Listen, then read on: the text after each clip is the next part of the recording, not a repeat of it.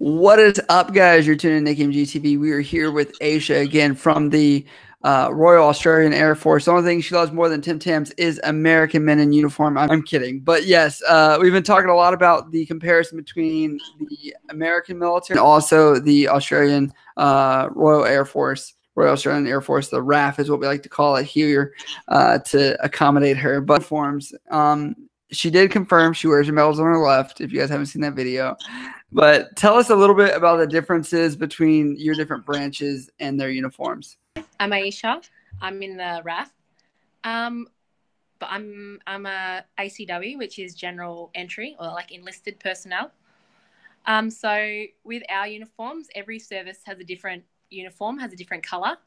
It was just only recent between the differentiation between the Army and the RAF specifically.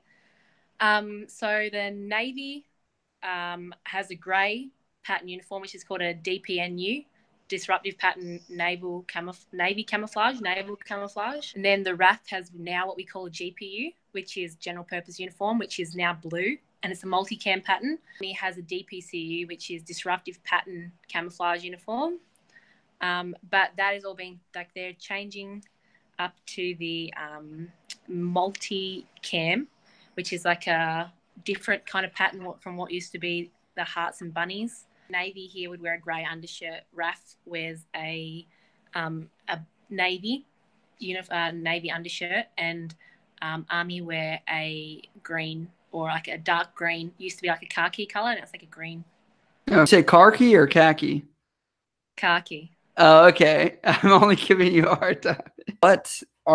I'm trying to understand how many enlisted ranks are there versus how many officer ranks there are, because we have E1 to E9, then O1 to O9. This has different, they call every rank a different thing.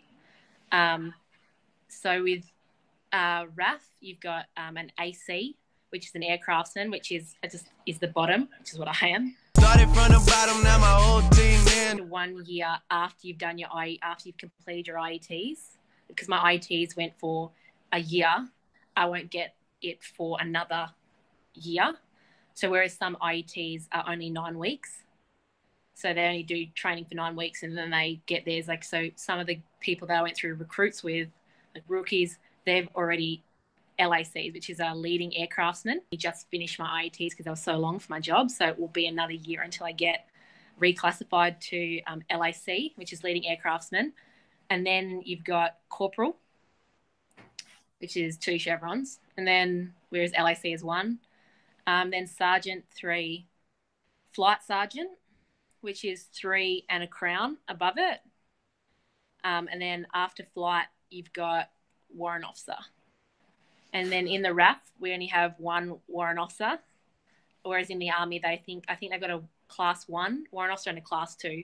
For us, we've got enlisted officer, right? Goes up 1, 2, 3, 4, whatever. Then we have an off branch of warrant to a specific job, which, say you're a technical leader in the enlisted side, you can apply to a warrant officer position if you're E7 or above to then go over to that side and become a warrant. I confuse you too much, but yeah, we have something like that. Know the officer ranks very well. If they have a bar, you salute them and say sir or whatever. Pilot officer, flying officer, flight lieutenant, squadron leader, air commodore. They're not all in order. I can't remember them in order. You know, what's funny is for us, like in our boot camp, that's like drilled every single rank. It was for us too, and for other things in my head. Like, no, I understand, especially if you're not using it. And it sounds like it's based on kind of the job as well. Some things to be some jobs, to like a pilot or an air combat officer, logistics officer, you obviously have to be an officer for those. Listed, you have different jobs, like the jobs are different, whereas officers is more, I don't want to say like more paperwork. It can be, it's mostly more paperwork based. As a troop, you don't really deal with paperwork as much. You will in the higher, like sergeant, flight sergeant, warrant officer, but corporal and below, not as much. It's more like you're doing the hands-on work, like you were doing the work. All right, let's go on to the next one is barracks life. So I don't know if you understand the running joke. We talked about memes in the military before was in the American military, if you get married, you will get more housing allowance money to live comfortably. So it's always like, oh, you're getting married for the BH or the housing allowance. So what is it like? Because for us, if you're E5, E4 to E5 and below, you're pretty much going to live in the barracks. But if you're above that, you can have your own place or whatnot. You obviously have to live. You live in, like, I lived in a room with 3 other people. There's 4 people to a room for the Air Force recruits that I went through. I think Navy can be up to 6. I think it's 4. Anybody can live off base. When you move to, like, after you finish IETs, anybody can live off base. They don't keep you on. It's cheaper to live on base. That's why a lot of people do. And it's close to work, especially if you're working like a night shift or something like that.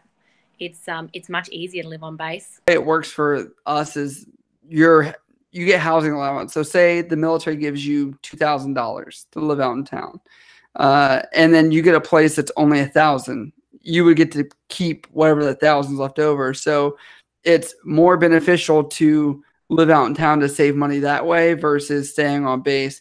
And staying on base typically comes with, like, you have to have your room cleaned or you're having a roommate in a much smaller space. We call it de facto. So if someone goes de facto, that's when they're getting more money, they're getting more benefits, they're getting more pay, they're getting more like rental assistance, they're getting to eat for free at the mess, more money.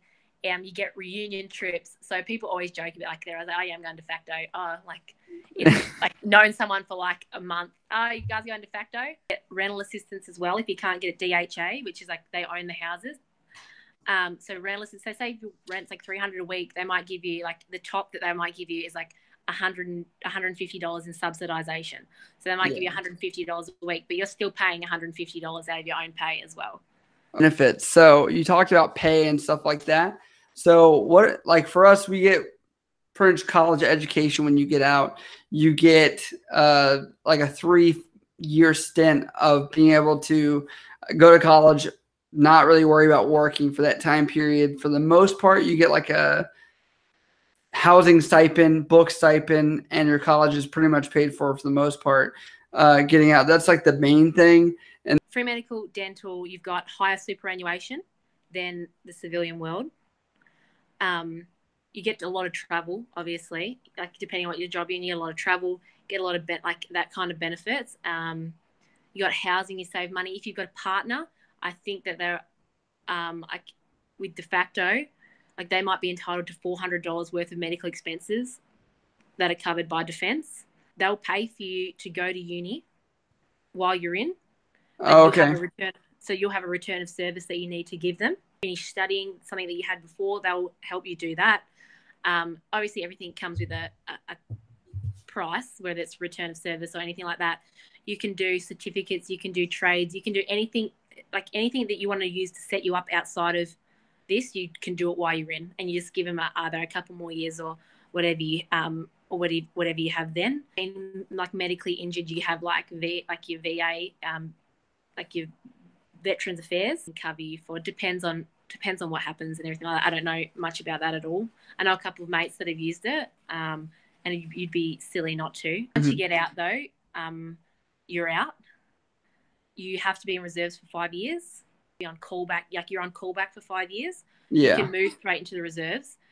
But if you're not in reserves and you're just straight out and you're just out of the military, out of defence, then you've got 5 years that they can call you back to. You got a 5-year callback, but after 5 years, if you're not in the reserves or not in anything like that, you have to go back to recruits if you want to rejoin. How long is your contract typically going to be? It depends. Pilot, I think, is like 11 or 13 years. I signed a 4-year contract, but I'm pretty sure I'm getting platform for 6. It was different. Like, there's a program called Gap Years, which is where they join for 1 year. Then you have a 1-year contract, and it's not a fully qualified job that they can choose to stay on if they want to. It's not an in-depth job. Like, they have to go back and do more training if they want to stay. But that might be 60 gap years and 30 of them will stay in, or 20 of them will stay in. Like, or less. Like, it depends on whether they want it or whether they can or anything like that. So they've got the option to leave. And like, for another benefit is like, the job that I have is a full apprenticeship. So I signed up for a trade. So I did, like, my job training was much longer than lots of other job trainings. Like it went for 12 months of full-on study every single day, bar weekends, and you have to pass. Like I had to get over 75% in every test that I did. And if you fail more than 3, then you're on like a cut, like you're on a co-cut, you've got a CO, you've got to have meetings and stuff like that. So you've got to be, like, if you're going to do one of these trades, like you get a full apprenticeship out of it. You sign a civilian apprenticeship contract. It's fantastic. Like it's great. They give you so many opportunities. Like when you leave, when I leave, I'll have a full aerospace mechanical apprenticeship that is perfect for me to use anywhere I want to. Like it's great. Dude, by the end of this conversation, I think you've already recruited me. All right, if you guys have any questions for me or Aisha at this time, you can hit us up on Instagram, Snapchat, or down in the comments below. As always, we love you guys. We'll see you next time.